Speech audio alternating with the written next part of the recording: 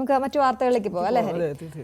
മാലിന്യം ശാസ്ത്രീയമായി സംസ്കരിച്ച പൊതു ഇടങ്ങളിൽ പൂന്തോട്ടം നിർമ്മിച്ച് സംരക്ഷിക്കുകയാണ് പന്തളം നഗരസഭ. വർഷങ്ങളായി മാലിന്യ നിക്ഷേപ കേന്ദ്രമായ നഗരസഭയുടെ സ്ഥലങ്ങളിലാണ് നഗരസഭാ ചെയർപേഴ്സൺ സുശീല സന്തോഷിന്റെ നേതൃത്വത്തിലുള്ള ഭരണസമിതി ബന്ദിപ്പൂ കൃഷി ചെയ്ത് മനോഹരമാക്കിയിരിക്കുന്നത്. പത്തനംതിട്ടയിൽ നിന്നും ശശിനാരായണന്റെ റിപ്പോർട്ട് കാണാം. മാലിന്യ നിക്ഷേപ കേന്ദ്രമായ പന്തളം നഗരസഭയുടെ സ്ഥലത്താണ് ഞാൻ നിൽക്കുന്നത്. ഇന്നിവിടെ മനോഹരമായ പൂന്തോട്ടം കൊണ്ട് നിറഞ്ഞിരിക്കുകയാണ്. ബന്ദിപ്പൂവാണ് കൃഷി ചെയ്തിരിക്കുന്നത്. മാലിന്യങ്ങളെല്ലാം നീക്കം ചെയ്തതിനു ശേഷം ഈ പ്രദേശം വൃത്തിയാക്കി പൂന്തോട്ടമാക്കി നഗരസഭ മാറ്റിയിരിക്കുന്നു. നഗരസഭ ചെയർപേഴ്സൺ നമ്മളോടൊപ്പം ചേരുകയാണ്. എങ്ങനെയാണ് ഇങ്ങനൊരു സംരംഭത്തിന് തുടക്കം കുറിച്ചത്? ഞങ്ങൾ ഈ ഭരണസമിതി വരുന്ന സമയത്ത് ഇവിടെ മുഴുവനും നമുക്ക് മൂക്ക് പൊത്താതെ നിൽക്കാൻ പറ്റാത്ത രീതിയിൽ മാലിന്യം നിറഞ്ഞൊരു സ്ഥലമായിരുന്നു. അപ്പോൾ ഏകദേശം ഒരു 2 ആൾ കിളരത്തിൽ തന്നെ മാലിന്യ കൂമ്പാരമായിരുന്നു. അപ്പോൾ അതെല്ലാം നമ്മൾ ഇവിടുത്തെ കണ്ടിജന്റ് വർക്കേഴ്സിനെ കൊണ്ട് നീക്കം ചെയ്താണ് ഈ പ്രദേശം ഇത്ര മനോഹരമാക്കി മാറ്റിയത്.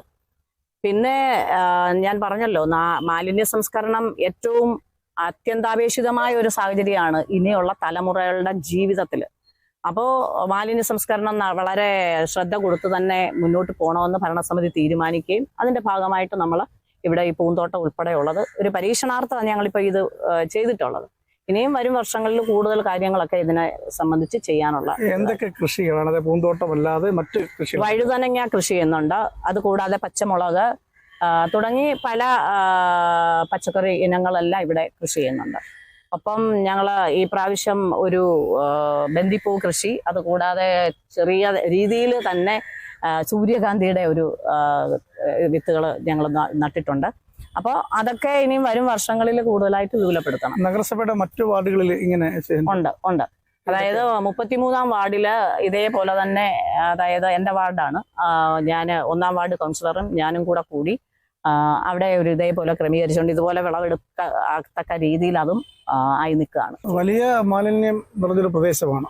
വൈസ് ചെയർപേഴ്സൺ ഈ നാട്ടുകാരും അതുപോലെ തന്നെ ഭരണസമിതിയുടെ തലത്തിലാണ് നടത്തുന്നത്. എങ്ങനെയുണ്ട് ആളുകളുടെ ഇപ്പം സമീപത്തെ കടകൾ വ്യാപാരികളൊക്കെ എങ്ങനെയാണ്? തീർച്ചയായിട്ടും ആൾക്കാരിൽ നിന്ന് നല്ല അഭിപ്രായം തന്നെയാണ്. കാരണം മൂക്ക് കുത്താൻ പറ്റാത്ത അവസ്ഥയിലായിരുന്നു ഇവിടേക്ക് ആൾക്കാർ വന്നുകൊണ്ടിരുന്നത്.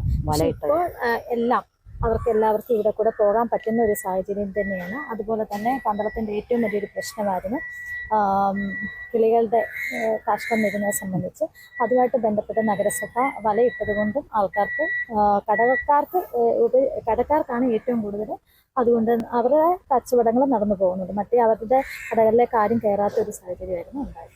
മാലിന്യങ്ങൾ ശാസ്ത്രീയമായി നീക്കം ചെയ്ത് പൊതുവിടങ്ങൾ എങ്ങനെ സംരക്ഷിക്കണമെന്ന് മാതൃക കാട്ടിത്തരികയാണ് പന്തളം നഗരസഭ. പന്തളത്തു നിന്നും ശശിനാരായണൻ, ന്യൂസ് 18.